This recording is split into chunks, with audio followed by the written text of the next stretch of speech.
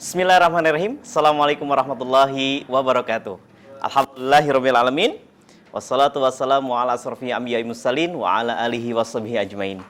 Asyhadu an la ilaha illallah wa asyhadu anna Muhammadan abduhu wa rasuluh alladzi la nabiyya ba'dah. Alhamdulillah, sahabat percikan iman, bagaimana kabarnya hari ini? Insyaallah. Alhamdulillah, mudah-mudahan kita semua tetap dalam keberkahan yang insyaallah mudah-mudahan Allah mudahkan. Alhamdulillah, kita saat ini berada di program Tafsir Al-Quran. Insya Allah bersama dengan kita sudah hadir guru tercinta kita bersama dengan Ustadz Hasyim Asy'ari. Insya Allah kita hari ini akan membahas di Quran surat Al-Baqarah ayat 54. Insya Allah kepada Ustadz kami persilakan Ustadz. Insya Allah.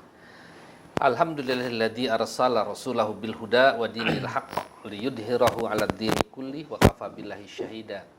Asyhadu an la ilaha illallah wahdahu la syarikalah wa asyhadu anna Muhammadan abduhu wa rasuluhu alladzi la nabiyya ba'dah.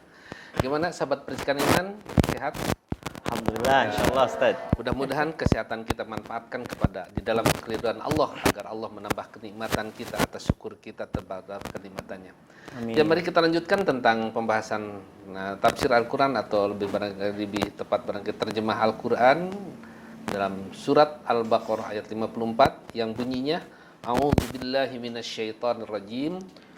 Wa id qala Musa liqaumihi ya qaumi innakum dhalamtum anfusakum bittikhadikumul ijla fatubu ila bari'ikum faqtulu anfusakum dzalikum khairul lakum inda bari'ikum fataba 'alaikum innahu huwat tawwabur rahim. Yang artinya wa'id dan ingatlah qala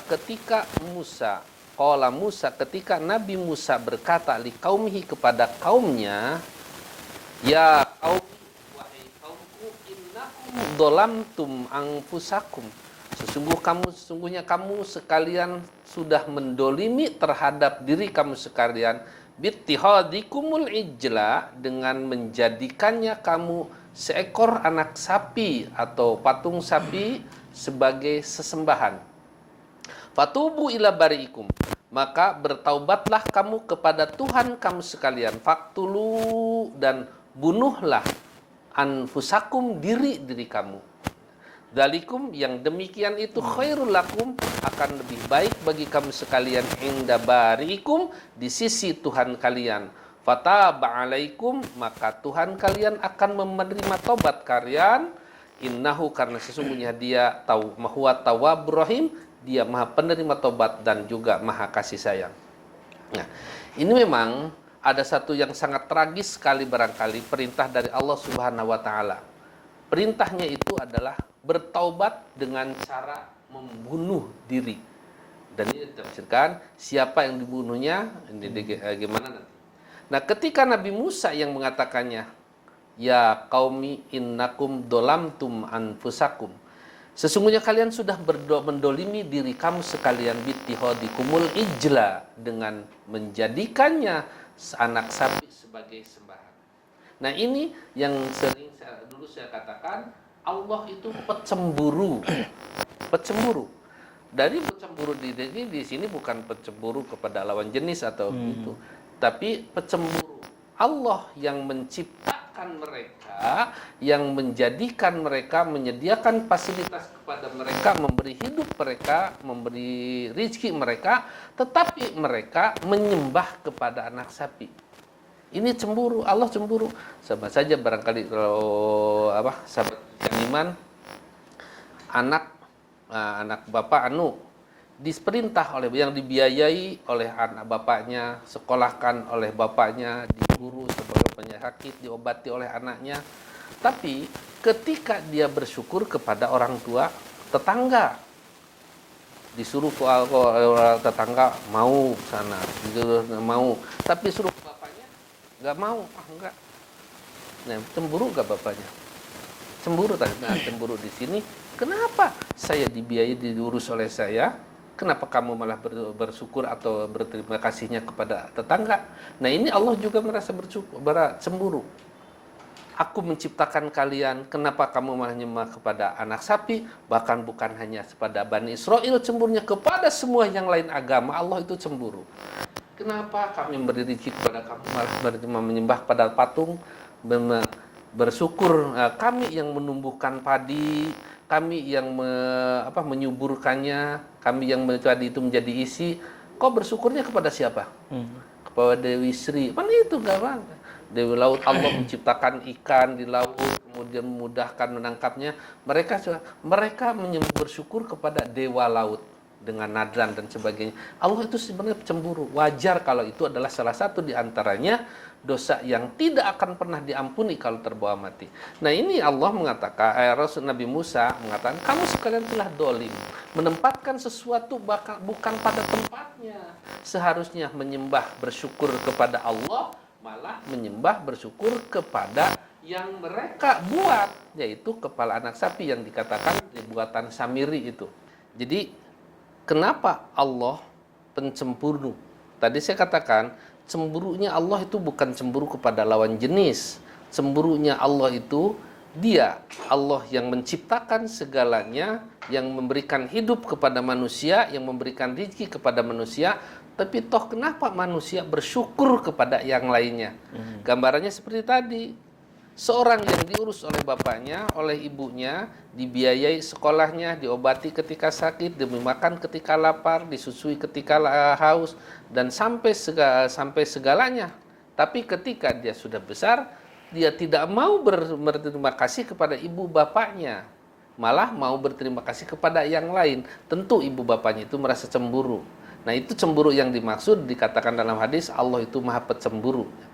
Nah di sini juga Allah memerintahkan untuk mereka bisa bertaubat dari perbuatan-perbuatan kedoliman mereka. Fatubu ila bari'ikum. Dikatakan bertaubatlah kepada bari'ikum. Bari'un itu biasanya kalau Tuhan kamu itu Rabbukum, Tuhan ilahukum. Ini bari'ikum, artinya bari'ikum itu melepas diri. Artinya kalau orang itu sangat sudah keterlaluan berbuat dosanya, bukan lagi Allah menyebutkan Rabbikum, bukan ilahikum, tapi kepada bari'ikum. Lepas diri dari segala perbuatan kalian, bebas dari perbuatan kalian. Sama sekali perbuatan kalian itu tidak ada yang berkaitan dengan Allah. Maka ila bari'ikum. Dan perintahnya berat. Untuk bertaubatnya, faktulu anfusakum. Bunuhlah diri-diri kamu sekalian. Jadi untuk bertobat hanya satu barangkali kepada Bani Israel, yaitu cara bertobat itu membunuh diri. Siapa saja, tapi bunuh diri bukan langsung dirinya sendiri. Siapa anaknya dengan orang tuanya, siapa yang lebih dulu membunuh, siapa saja yang sudah terbunuh lapor pada Musa, saya sudah membunuh anak saya atau anaknya sudah membunuh bapak saya. Itulah cara-cara tobat yang berdahulu. Nah karena apa? Dari perbuatan-perbuatan yang sangat keji, perbuatan-perbuatan yang sangat biadab dalam arti perbuatan-perbuatan di bawah di ajaran para nabi, anak para nabi itu melakukan hal seperti itu. Dikatakan hina waqa'a fi qulubihim, ketika sudah masuk ke dalam hati mereka min sya'ni ibadatihim, dari keadaan mengibadah mereka al-ijla kepada anak sapi, wa ma waqa'a, sebagaimana telah terjadi, maka di situ Allah mengatakan fatubu, Musa mengatakan fatubu ila bari'ikum.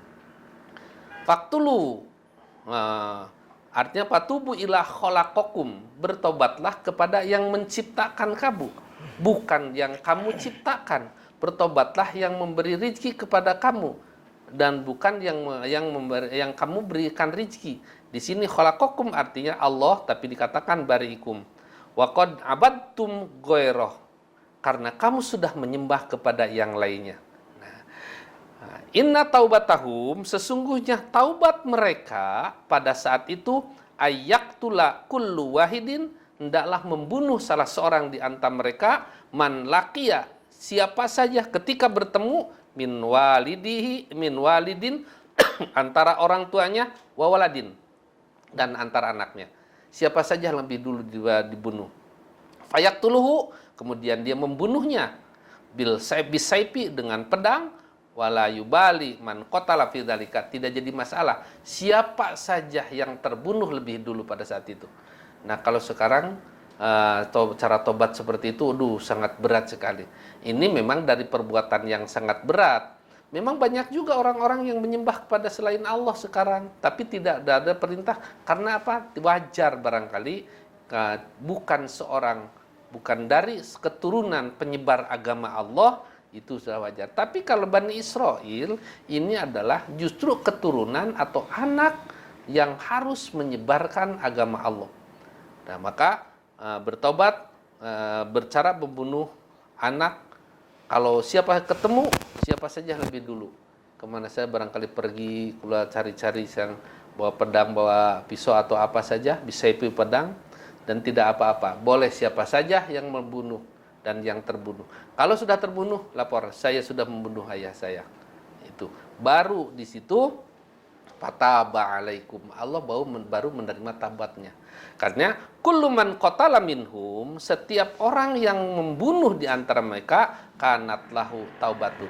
Maka yang membunuh diterima taubatnya oleh Allah, yang terbunuh juga diterima.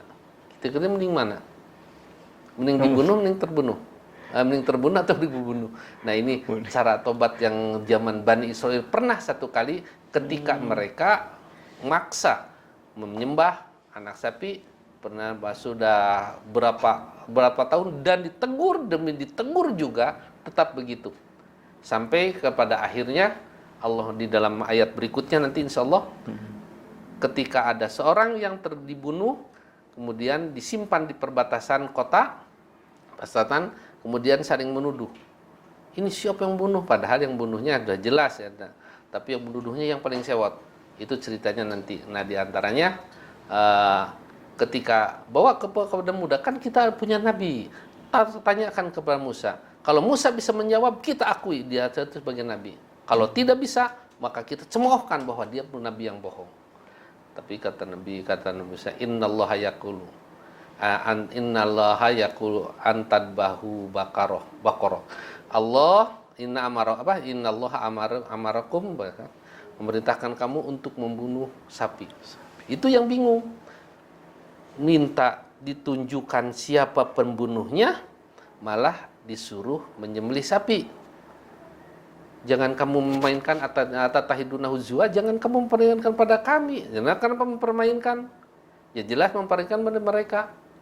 Disuruh nanya seorang yang pembunuh, malah menyembelih anak sapi. Nah, karena mereka bingung kalau menyembelih anak sapi gimana? Sapi itu kan Tuhan kami, kan seakan gitu. Maka banyak pertanyaan-pertanyaan. Ya kami tidak tahu bagaimana sapinya yang mana. Padahal kalau sapi yang bagaimana saja pada saat itu diperintah, beres, terima oleh Allah.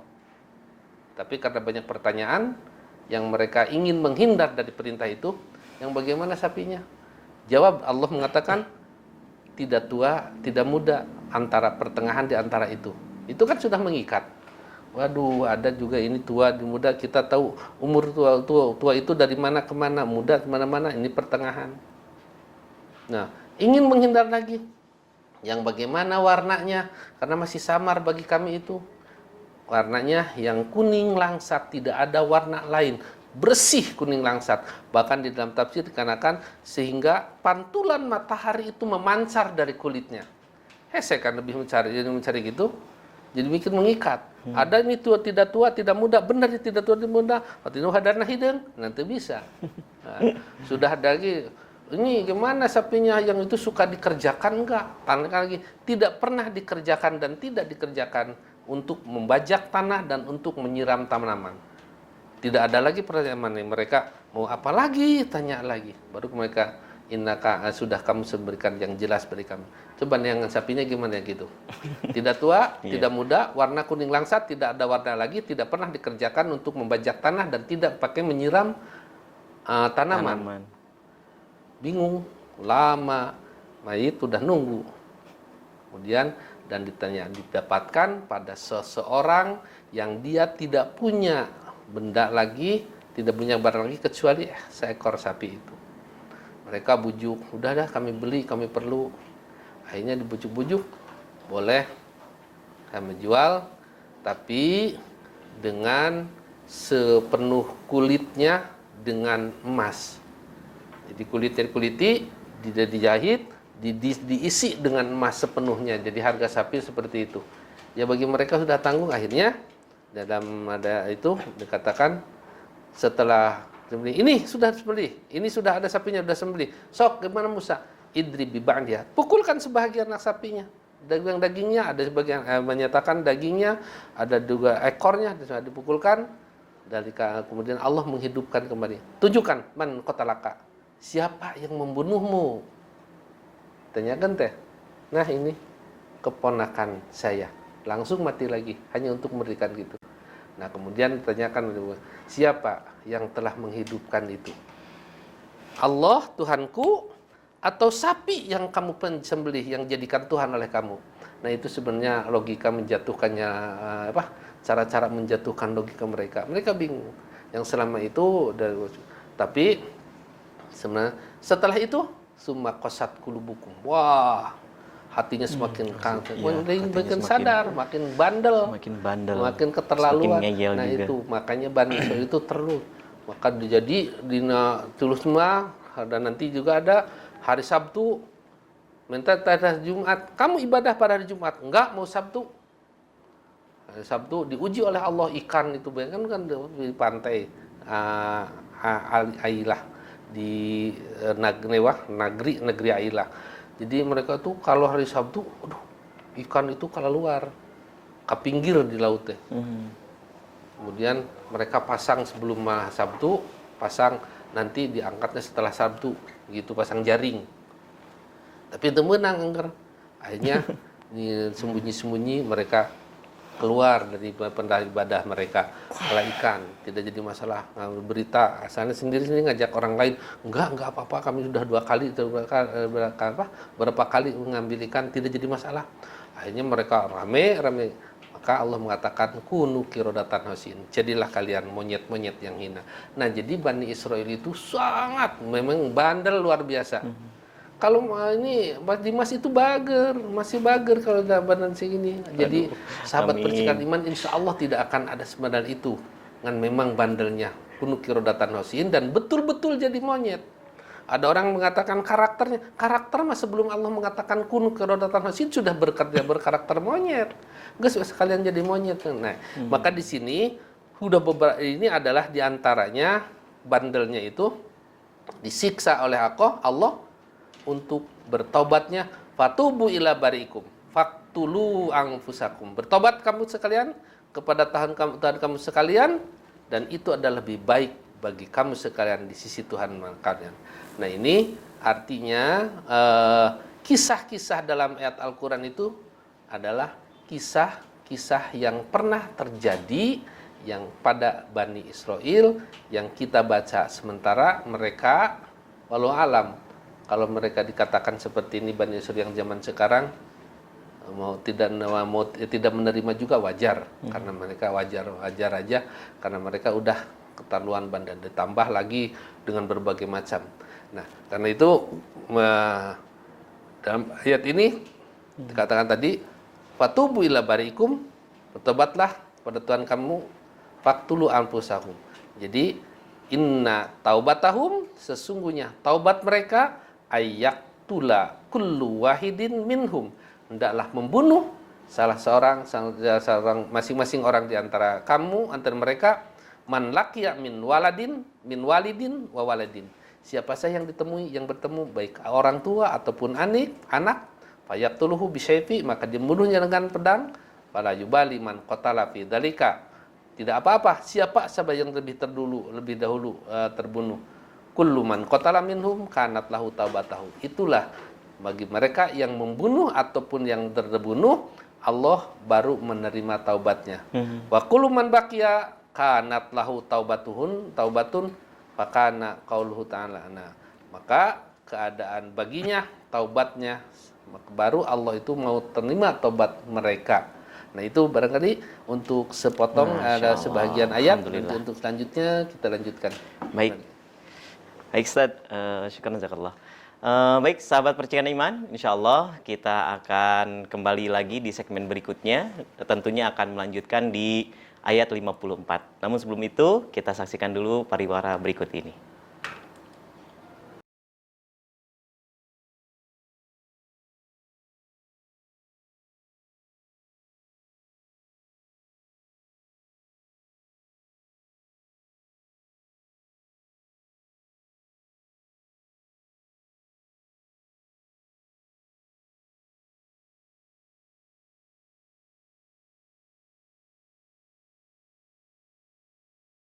Sahabat, bayangkan bagaimana apabila sahabat bisa mewakafkan Al-Quran. Masya Allah, ribuan kebaikan insya Allah telah menanti Anda. Karena setiap huruf yang mereka nanti akan bacakan, itu akan menjadikan pahala buat kita semuanya. Maka dari itu sahabat percikan iman, mari yuk kita berwakaf untuk wakaf Al-Quran di percikan iman. Di nomor rekening kami 777 177 178. Terima kasih.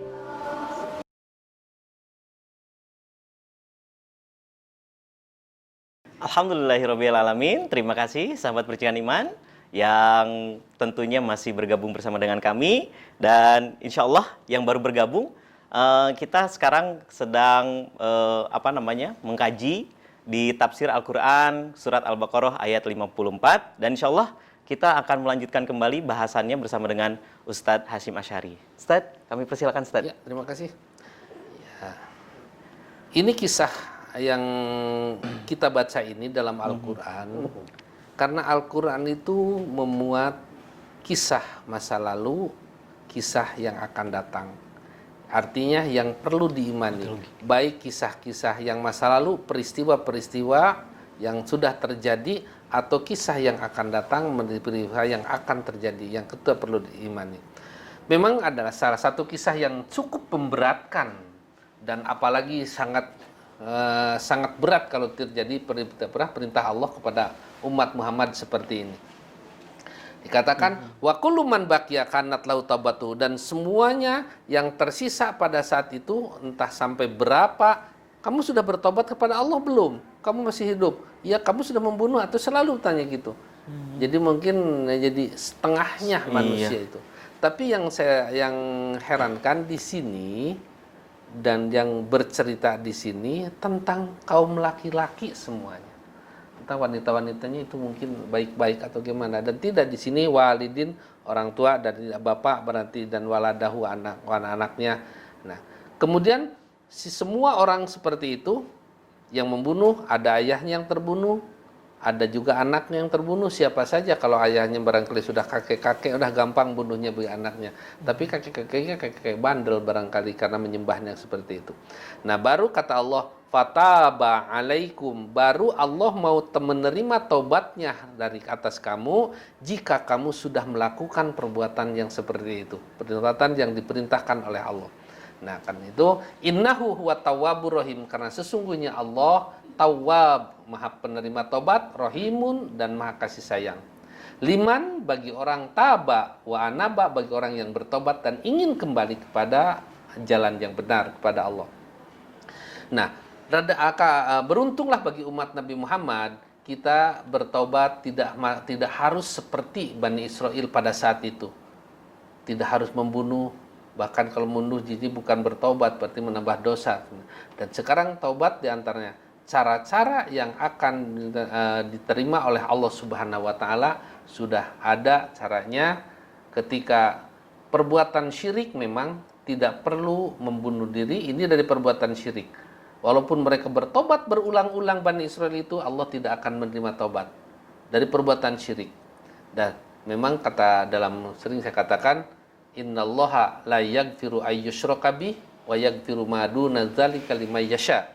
Allah tidak akan menerima taubatnya atau dosa orang yang berbuat syirik, dan Allah akan menerima dari yang selain itu, selain syirik. Artinya dosa syirik yang tidak sempat bertaubat di dunia sebelum wafat, itu Allah tidak akan menerima taubatnya.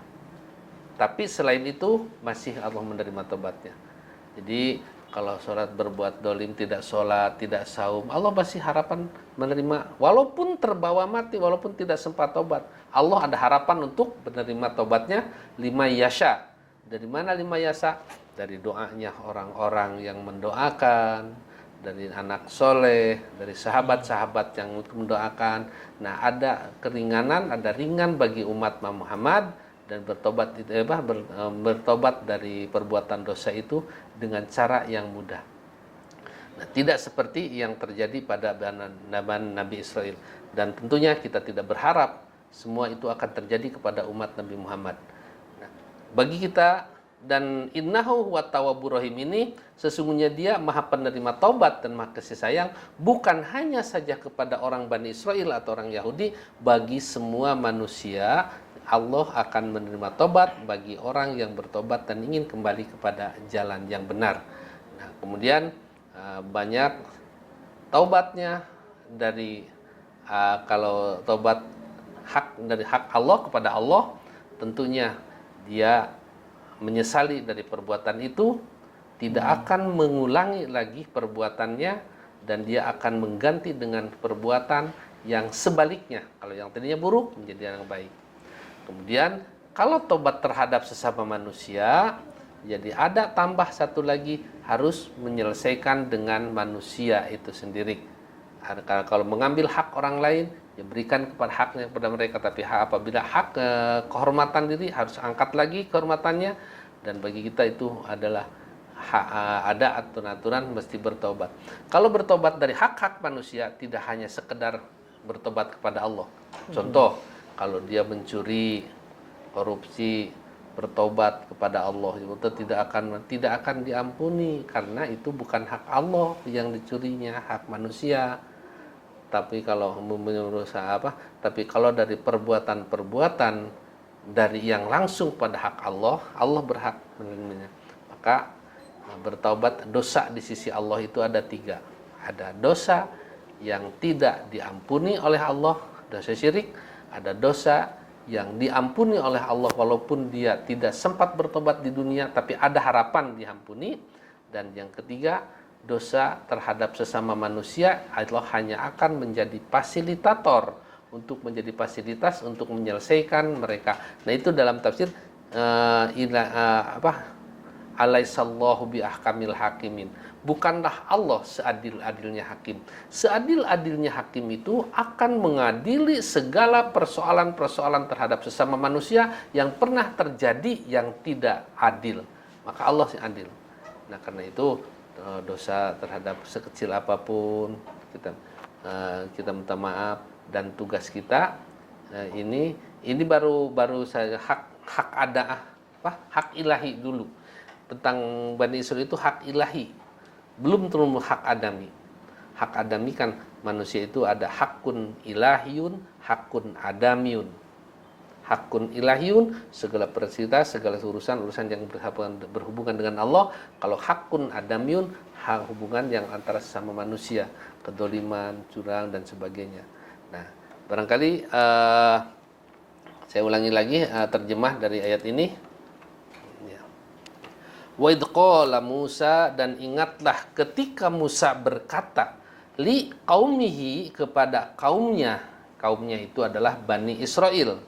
Ya qaumi, wahai kaumku, innakum, sesungguhnya kamu, dolamtum, sudah mendolimi, anfusakum, kepada diri kamu sekalian, bittikhadikumul ijla, dengan menjadikannya kamu seekor anak sapi atau patung anak sapi sebagai sembahan. Fatubu, maka bertaubatlah kamu sekalian, ila bariikum, kepada Tuhan kamu sekalian. Faktulu, maka bunuhlah, bertobat itu dengan membunuh, anfusakum, diri kamu. Dzalikum, yang demikian itu, khairun lakum, akan lebih baik bagi kamu, inda barikum, di sisi Tuhan kamu sekalian. Fataba alaikum, maka Allah akan menerima tobat kamu sekalian jika melakukan itu. Innahu, karena sesungguhnya dia, huwa tawwabu, dialah yang maha penerima tobat, ar-rahimu, maha dan juga maha kasih sayang. Ini dulu barangkali untuk ayat 59, ayat 54. Mudah-mudahan kita dipertemukan lagi nanti Iya, Masya dalam Allah. ayat berikutnya. Alhamdulillah, Masya Allah, Alhamdulillah. Namun sebelum itu Ustadz, kita kebetulan Alhamdulillah pada kesempatan hari ini juga, sahabat Percikan Iman, Insya Allah kita akan lanjutkan kembali di segmen berikutnya, yaitu di sesi tanya jawab bersama dengan Ustadz Ya, Hasyim Asy'ari Insya Allah. Nah, untuk itu kita akan kembali lagi bersama dengan tafsir Al-Quran. Terima kasih.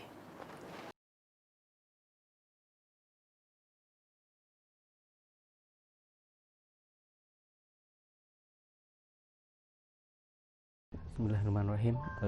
Perkenalkan, nama saya Sutisna. Lahir pada tanggal 28 Agustus 1974.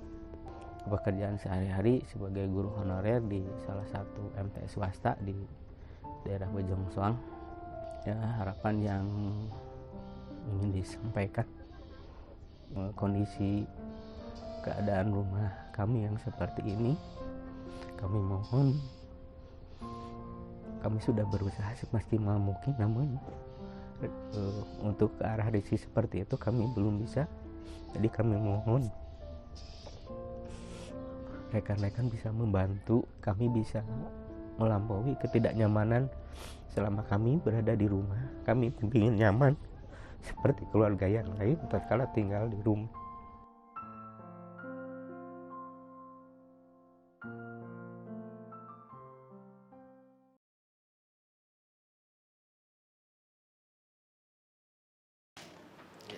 Subhanallah, Maha Suci Allah. Insya Allah, Alhamdulillah, sahabat Percikan Iman. Insya Allah, kembali lagi bersama dengan kami di tentunya program kesayangan kita di Tafsir Al-Quran bersama dengan Ustadz Hasyim Asy'ari. Alhamdulillah, pada kesempatan hari ini, insya Allah kita tadi sudah dijelaskan tentang diisi dari Tafsir Al-Quran, Surat Al-Baqarah ayat 54. Namun insya Allah, pada kesempatan hari ini atau segmen kali ini, kita akan serahkan kepada audiens untuk tanya jawab terlebih dahulu. Silakan Ukhti yang mau bertanya, kami persilahkan. Bismillahirrahmanirrahim. Ustaz izin bertanya, terima kasih atas kesempatannya.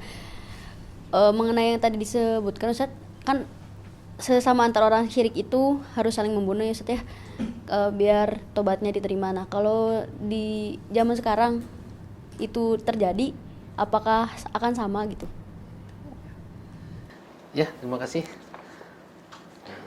Iya, pertanyaannya. Alhamdulillah, Masya Memang. Allah.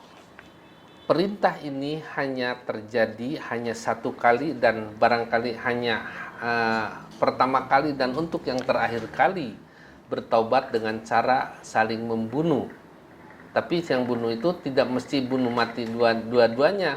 Jadi orang-orang yang syirik pada saat itu di antara Bani Israel yang menyembah anak sapi disuruh bertaubat kamu sekalian dengan cara membunuh diri. Dari yang syirik dengan yang syirik lagi. Ayahnya dengan anaknya atau siapa saja yang terbunuh. Kalau yang sudah membunuh tidak boleh membunuh lagi dan tidak boleh dibunuh. Berarti karena taubatnya sudah diterima. Dan itu hanya berlaku hanya satu kali terjadi pada Bani Israel saja. Untuk selanjutnya Allah tidak memerintahkan dan barangkali dengan apalagi pada zaman Rasulullah tidak boleh membunuh kecuali dengan haknya. Karena yang dengan haknya itu adalah ada apabila dengan hukum-hukum jinayah. Hukum itu ada hukum jinayah. Kalau fikih ada fikih dalam Islam sebenarnya. Ada fikih akidah, fikih penjelasan tentang akidah, fikih ibadah, fikih muamalah, fikih munakahah, fikih siasah, dan fikih jinayah. Fikih jinayah itu satu aturan-aturan yang ditetapkan hukumnya sejak masih di dunia. Dan bertobatnya itu dengan hukuman yang dilakukan, tapi bukan bunuh diri yang seperti yang dilakukan oleh kepada Bani Israel dan perintahkan pada Bani Israel, tapi yang ditetapkan oleh Rasulullah. Apa hukum jinayah itu? Seperti kalau membunuh kisos, nah itu hukum jinayahnya. Selama barangkali kalau kita lihat kepada acara itu, kalau tidak dibunuh itu kecuali kalau dimaafkan oleh yang bersangkutan, maka dia tidak akan diterima tobatnya. Tidak akan terima sebelum dibunuh lagi. Kalau dibunuh lagi, dia hukum bunuhnya itu baru hapus. Tetapi kalau dimaafkan oleh keluarganya juga itu sudah hapus. Biasanya dia menyerahkan diat. Diat itu tebusan atau denda. Nah, hukum-hukum jinayah itu seperti tadi kisos, potong tangan, pencuri. Itu potong tangan itu hukum jinayah dan tidak boleh dilakukan oleh perorangan.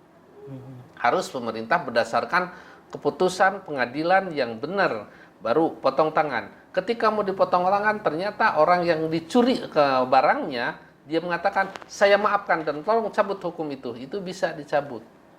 Nah itu bisa, kecuali kalau ada yang tidak ada mengatakan dan perbuatan perzinahan dicambuk, itu bukan satu dua-duanya kalau memang dari orang yang muhson. Orang yang sudah pernah menikah atau punya istri, punya suami atau sudah pernah menikah melakukan perzinahan itu adalah dengan rajam.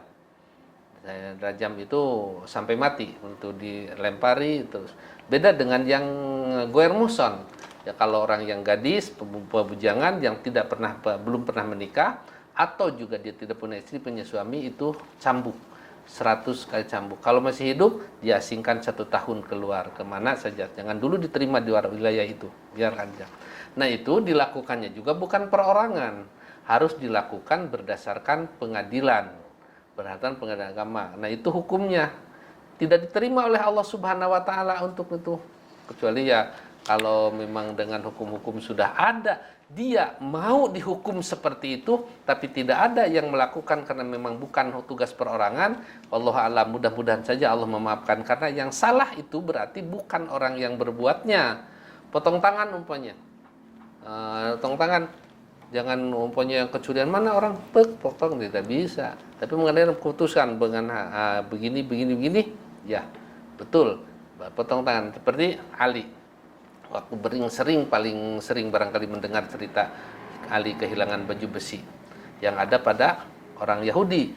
Nah orang Yahudi macam-macam ini. Nah kemudian setelah disidang, tapi Ali tidak bisa memberikan bukti dengan saksi yang benar. Anaknya tidak bisa anaknya disaksi. Hamba saya tidak bisa. Maka hakim memutuskan kalau begitu maka baju besi itu adalah milik Yahudi. Itu hakim tidak disalahkan kata-kata itu milik Yahudi walaupun salah dalam hukuman, tapi berdasarkan bukti-bukti maka hakim tidak bisa Ali tidak bisa membuktikan buktinya, maka hakim memutuskan itu adalah milik Yahudi, bubar. Kemudian setelah bubar orang Yahudi, tolong jangan dulu berbubar. Kenapa? Saya buktikan bahwa ini betul-betul punya dia. Ini saya kronologisnya, saya mencuri terus barangkali sekarang ada di TV itu kalau buktian teh reka ulang, reka adegan gitu ya. Adegan. Nah dia ini mana? Setelah dia menyatakan begitu, kalau begitu maka hukum vonis dikenakan ke Yahudi. Nah, hukum potong tangan. Setelah sudah mau potong tangan, Ali mengatakan saya cabut. Hukuman itu saya cabut. Nah, karena ada yang berhak untuk memaafkannya. Nah, sekarang kalau umpamanya berbuat syirik, yang itu bunuh tidak bisa. Karena ada hukum-hukum yang sudah ditetapkan dalam Al-Quran. Hukum itu berlaku pada zaman Bani Israil dan itu pun sesaat. Sedangkan umat Nabi Muhammad ada hukum yang lain. Yang dengan bertaubat hanya Allah tidak akan menerima, tidak akan mengampuni dosa syirik itu. Kalau dosa syirik itu terbawa apa-apa, termati sebelum dia bertobat. Itu. Masya Allah, alhamdulillah. Ya. Ada lagi mungkin dari ikhwannya? Alhamdulillah, cukup ya, Insya Allah. Baik, Ustaz, alhamdulillah. Sahabat Percikan Iman, Insya Allah, alhamdulillah. Tak terasa waktu juga yang memisahkan di antara kita, Ustaz. Iya, Insya Allah. Tapi namun sebelum itu mungkin ada sedikit pertanyaan, Ustaz. Mungkin dalam diri saya mungkin ya. Jadi tadi kan di awal Ustaz mengatakan bahwasanya Allah itu pecemburu ya, Ustaz ya, begitu. Apalagi kalau kita berbuat syirik syirik yang memang betul-betul azim gitu ya, yang besar. Nah, yang jadi pertanyaannya mungkin Ustaz, mungkin yang kita nggak kerasa, apakah ketika kita nih Ustaz, contoh misalkan, contoh kecil, kita kalau lagi punya uang tuh kayaknya tuh seneng banget gitu Ustaz. Tapi ketika pas kita lagi bokeh, itu kita jadinya uring-uringan gitu, marah-marah, nggak jelas dan lain sebagainya. Nah, apakah itu kita juga termasuk syirik atau seperti apa itu Ustaz? Kalau di dalam penjelasan masalah syirik, Iya. ada syirik akbar, syirik yang betul-betul besar, syirik asgor yang kecil, dan ada juga syirik khafi, syirik yang khafi, sangat tersembunyi sekali. Kalau syirik akbar dia menyembah kepada betul-betul mempersekutukan Allah, itu kategori syirik akbar. Kalau syirik asgor yang kecil, di atasnya kata Rasulullah, inna ahwafa ma ahwafu min ummati asyirkul asgor wa huwa arya. Arya, oh iya. Syirik asgor itu, syirik kecil itu adalah ria, ingin terpuji. Nah, kemudian ada syirik khafi. Syirik khafi itu mereka tidak sadar orang itu. Iya. Tapi itu dikatakan kepada pembagian ulama itu syirik khafi. Contoh begini. Nah, Kalau ada dua orang sedang berjalan di pinggir jalan. Sedang berjalan begitu, tiba-tiba ada mobil yang mepet. Lalu yang seorang itu merangkul yang satunya dan kesampingkan dan dia selamat. Nah, kemudian kalau menurut pikiran kata orang yang merangkulnya itu, kalau tidak ada saya, kamu tabrak. Nah, itu adalah syirik khafi, syirik tersembunyi. Memang begitu, tapi itu memang kenyataannya begitu. Tapi pada hakikatnya keharusnya, tapi yakin bukan dia syirik. Iya. Harusnya memang kalau bahasa ahli kalam, kalau hakikatnya, syariatnya dari Allah itu hakikatnya kamu kalau tidak ada saya maka Allah tidak akan beri keselamatan, tapi terlalu banyak. Maka orang-orang yang syirik khafi itu yang sampai hati-hati. Saya pernah bertanya orang yang belajar pada saya, kemudian sama siapa? Saya pakai mobil. Bawa mobil, kamu udah punya mobil? Oh bukan, itu mobil yang Allah titipkan kepadaku, bukan mobil saya. Nah, jadi takutnya dia, tapi tidak seperti itu, hanya syirik khafi. Ya banyak, sering-seringlah beristighfar dari perbuatan dosa, dari perbuatan hal yang tidak terasa. Jangankan kita perbuatan yang dosa, jangan setelah berbuat dosa, sering saya katakan setelah berbuat ibadah pun kita tetap beristighfar. Masya Allah, iya betul juga Ustaz ya. Contoh lagi pas sudah sholat kan? Ya, sudah sholat, kita assalamualaikum ke kanan, assalamualaikum ke kiri. Apa yang pertama kali diucapkan gitu? Iya, kalimat istighfar itu. Apa? Berapa kali? 3 kali. Kalau setelah berbicara, setelah pas saya dengan ngobrol dengan ngawur, kira-kira berapa kali istighfarnya? Nah itu. Nah itu makanya setelah sholat yang betul-betul kita, walaupun dengan khusyuk rasanya, tetap astagfirullahaladzim. Jadi memang tidak henti-hentinya kita teruskan diperintahkan oleh Allah untuk beristighfar, terutama yang tidak terasa. Walaupun sebenarnya yang tidak terasa itu Allah bukan mengampuni tapi memaafkan. Sebab Allah tidak akan menjadi dosa dari perbuatan yang salah, yang keliru, yang dipaksa, itu tidak ada di dosa. Makan daging babi, kalau dia sadar dan tidak ada masalah, itu dosa tidak? Nah, kalau dalam keadaan madorot, tidak ada makanan lagi kecuali itu daging babi. Kalau tidak makan daging babi kita akan mati, maka apakah daging babi itu jadi halal? Tidak. Tetap saja haram. Tapi dimaafkan dari kemadorotannya. Maaf, bukan tidak berarti tidak dosa.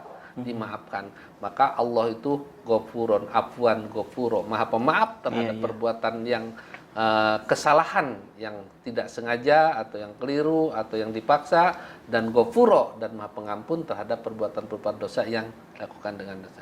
Jadi barangkali kalau syirik khafi itu adalah mudah-mudahan bukan karena dia yang melakukan, kayaknya mudah-mudahan aja, harapan saya mudah-mudahan Allah mengampuni. Amin. Kita termasuk para dosa. Termasuk kita juga mungkin semuanya. Kalau tidak ada saya dia parah. Kalau tidak dibantu oleh saya dia mati. Itu memang bukan sengaja berbuat syirik, tapi itu tidak terasa. Dan mudah-mudahan dia Allah mengampuninya. Masya Allah. Iya, alhamdulillah Ustaz. Alhamdulillah Ustaz. Masya Allah, Maha Suci Allah. Dengan segala prasangka buruk dari makhluknya, itu hanya datangnya dari kita pribadi ya Ustaz ya.